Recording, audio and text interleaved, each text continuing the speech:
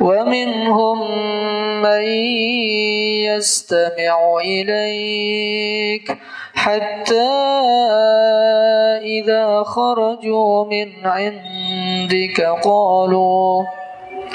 قالوا للذين أوتوا العلم ماذا قال آنفا أولئك الذين طبع الله على قلوبهم واتبعوا أهواءهم. إن الحمد لله نحمده ونستعينه ونستغفره ونعوذ بالله من شرور أنفسنا ومن سيئات أعمالنا من يهده الله فلا مضل له وما يضلل فلا هادي له وأشهد أن لا إله إلا الله وحده لا شريك له وأشهد أن محمدا عبده ورسوله. قال الله سبحانه وتعالى في كتابه الكريم أعوذ بالله من الشيطان الرجيم يا أيها الذين آمنوا اتقوا الله حق تقاته ولا تموتن إلا وأنتم مسلمون. وقال سبحانه يا أيها الناس اتقوا ربكم الذي خلقكم من نفس واحدة وخلق منها زوجها وبث منهما رجالا كثيرا ونساء واتقوا الله الذي تساءلون به والأرحام إن الله كان عليكم رقيبا. وقال سبحانه يا أيها الذين آمنوا اتقوا الله وقولوا قولا سديدا يصلح لكم أعمالكم ويغفر لكم ذنوبكم ومن يطع الله ورسوله فقد فاز فوزا عظيما. أما بعد. Sidang Jumat yang insyaallah dimuliakan oleh Allah Subhanahu wa taala. Senantiasa kita manjatkan puja dan puji syukur kita kehadirat Allah Subhanahu wa taala yang senantiasa memberikan kita banyak kenikmatannya sehingga kita bisa beribadah kepada Allah Subhanahu wa taala dan menghambakan diri kita kepada Allah Subhanahu wa taala. Dan salat serta salam kita aturkan pada baginda Nabi kita Muhammad sallallahu alaihi wasallam yang telah menyampaikan syariat Islam kepada kita semua sehingga kita bisa beribadah kepada Allah dengan apa yang diridai oleh Allah Subhanahu wa taala. Sidang Jumat insyaallah dimuliakan oleh Allah Subhanahu wa taala. Rasulullah SAW bersabda dalam hadis riwayatkan oleh Imam Tirmizi dari Abi Hurairah radhiyallahu ta'ala an, Rasulullah SAW bersabda aktsiru dzikra hadhihi min ladzat al-maut. Perbanyaklah mengingat penghancur segala kelezatan ini, yaitu kematian. Maka dalam hadis ini Rasulullah SAW menasihati kita agar kita selalu memperbanyak mengingat kematian. Karena dengan perbanyak mengingat kematian, maka kita akan senantiasa istiqamah di atas ketaatan kepada Allah Subhanahu wa taala dan senantiasa menjauhi segala bentuk kemaksiatan kepada Allah Subhanahu wa taala.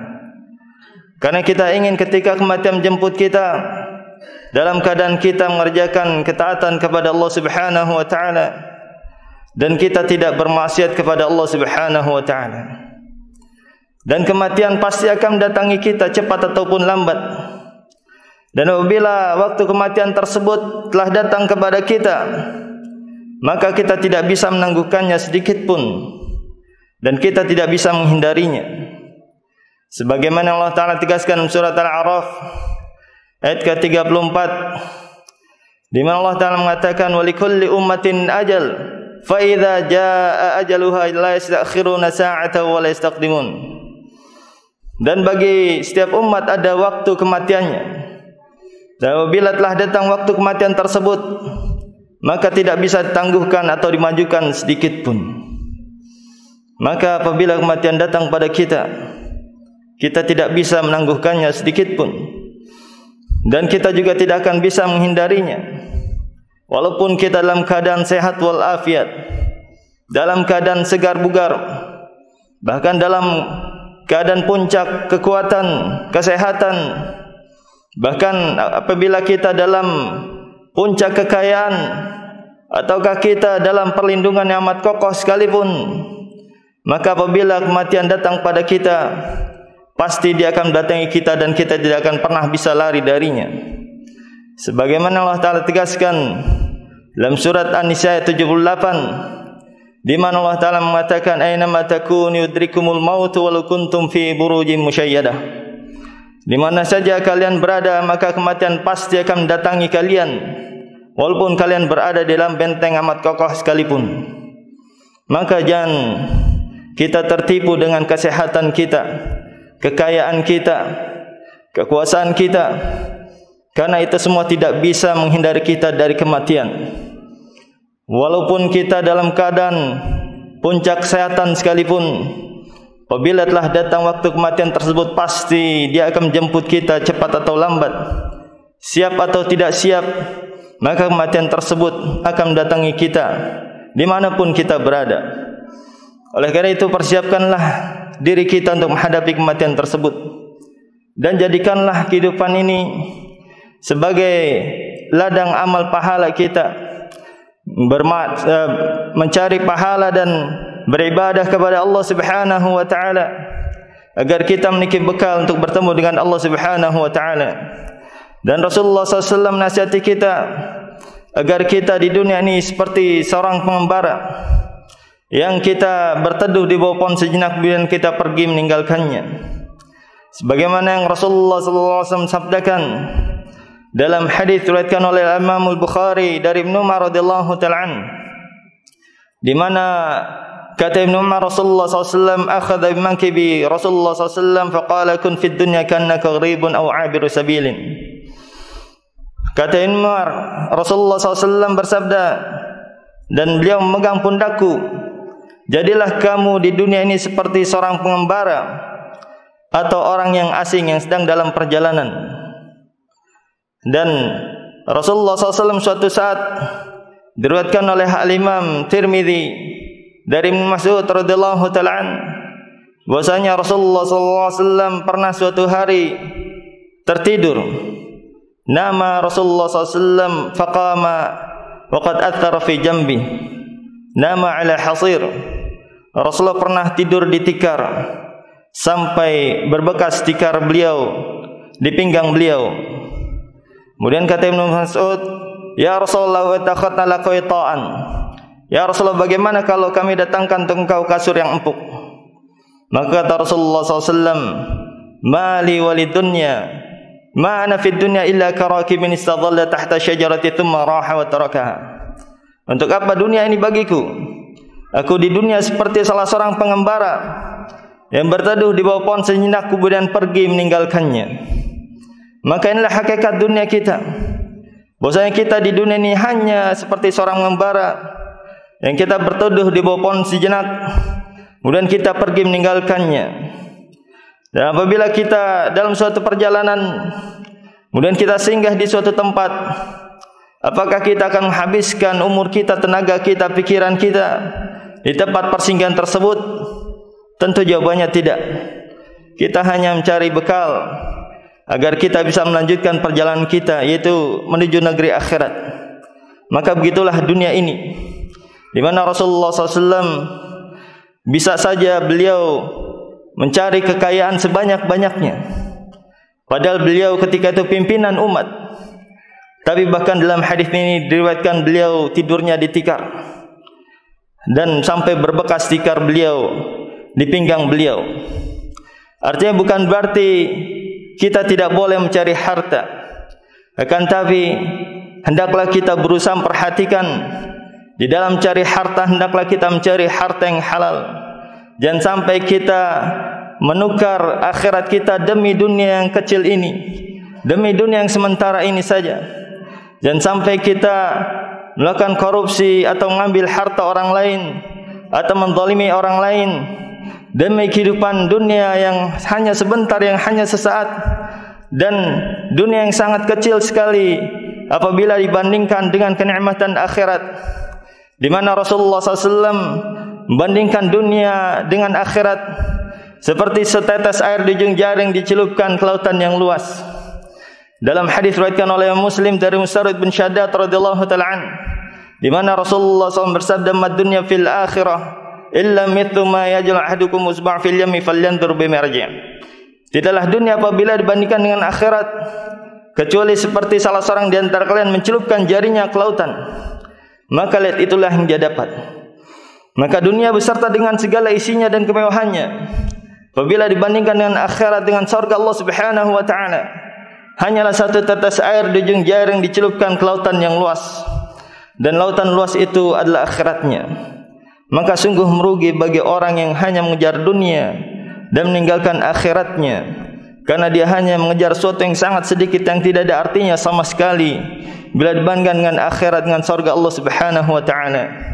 Maka sungguh merugi bagi orang yang melakukan kejahatan, kezaliman, mengambil harta orang lain atau berbuat curang di dalam cari harta agar bisa berbahagia di dunia yang sangat kecil, yang sangat hina dan sangat sebentar ini, dan dia terancam mendapatkan azab di akhirat yang sangat pedih, dan terancam tidak mendapatkan nikmat yang besar di akhirat nanti, na'udzubillah. Dan dari hadis ini kita mengambil pelajaran bahwasanya untuk dunia yang kecil ini saja kita rela dan sanggup bersusah payah menahan hawa nafsu kita, maka terlebih lagi untuk akhirat hendaklah kita lebih sanggup lagi untuk bersabar dalam beribadah kepada Allah Subhanahu wa taala dan menundukkan hawa nafsu kita di atas syariat Allah Subhanahu wa taala. Karena kehidupan sebenarnya adalah kehidupan akhirat, yaitu apabila kita sudah masuk dalam surga Allah Subhanahu wa taala, maka itulah kesuksesan yang sungguhnya. Aqulu qawli hadza wastaghfiruh, innahu huwal ghafurur rahim.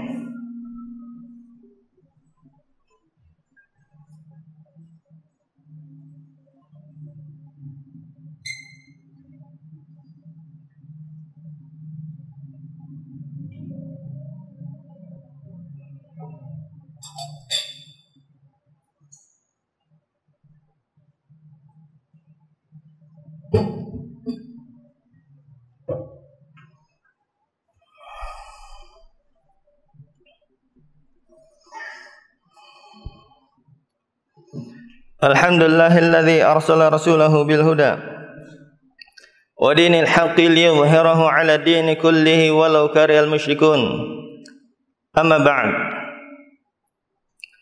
Pada khutbah yang kedua kali ini, khatib ingin mengajak kita semua agar kita bersungguh-sungguh di dalam beribadah kepada Allah Subhanahu wa taala dan meninggalkan segala bentuk kemaksiatan kepada Allah Subhanahu wa taala, agar kita bisa masuk dalam surga Allah Subhanahu wa taala. Karena kesuksesan yang sungguhnya adalah apabila kita telah dijauhkan dari azab Allah dan dimasukkan ke dalam surga Allah Subhanahu wa taala. Sebagaimana yang Allah taala firmankan dalam surat Ali Imran ayat 185, di mana Allah taala berfirman, "Kullu nafsin dha'iqatul maut, fa innama tuwaffawna ujurakum yawmal qiyamah, faman zuhziha 'anil nari wa udkhilal jannata faqad faz, wa mal hayatud dunya illa mata'ul ghurur." Allah taala berfirman yang artinya, setiap jiwa pasti akan merasakan kematian, dan hanya di sisi Allah Subhanahu wa taala sajalah pahala-pahala kalian akan disempurnakan. Maka barang siapa yang jauhkan dari api neraka dan dimasukkan ke dalam surga, maka itulah orang yang telah sukses dan beruntung.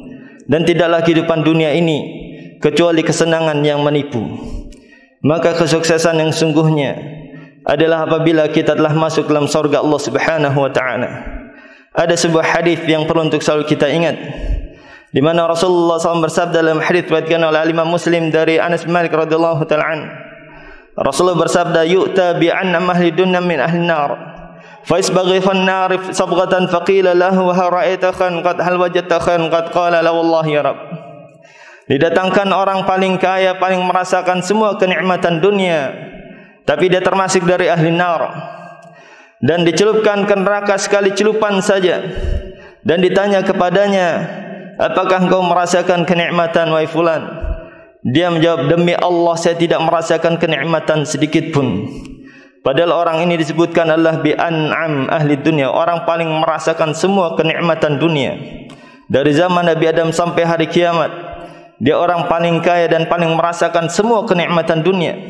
Kita bisa bayangkan hebatnya kenikmatan yang dia rasakan. tapi dia termasuk dari ahli nar, dimasukkan ke neraka sekali celupan saja.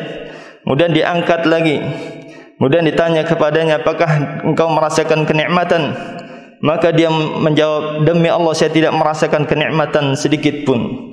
Dia lupakan kenikmatan hebat yang dulu dia rasakan di dunia hanya dengan dimasukkan ke neraka sebentar saja.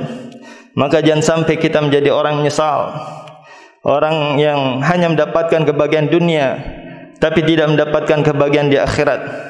Maka hendaklah kita jadikan dunia ini sebagai ladang pahala kita, perbanyak amal saleh sebagai bekal kita untuk bertemu dengan Allah, agar kita bisa masuk dalam surga Allah Subhanahu wa taala, dan itulah kesuksesan yang sungguhnya.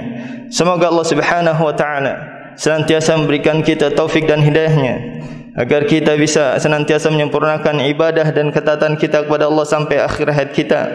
Dan semoga Allah Subhanahu wa taala senantiasa memberikan kita istiqamah di atas ketaatan pada Allah dan masukkan kita dalam surga Allah Subhanahu wa taala. Innallaha wa malaikatahu yusholluna 'alan nabi ya ayyuhalladzina amanu shallu 'alaihi wa sallimu taslima. Allahumma ighfir lil muslimina wal muslimat wal mu'minina wal mu'minat al ahya'i minhum wal amwat innaka sami'un qaribun mujibud da'wat ya qadhiyal hajat. Rabbana atina fid dunya hasanah wa fil akhirati hasanah وقنا عذاب النار وصلى الله على نبينا محمد وعلى آله وأصحابه أجمعين والحمد لله رب العالمين. أقيموا الصلاة. والذين اهتدوا زادهم هدى وآتاهم تقواهم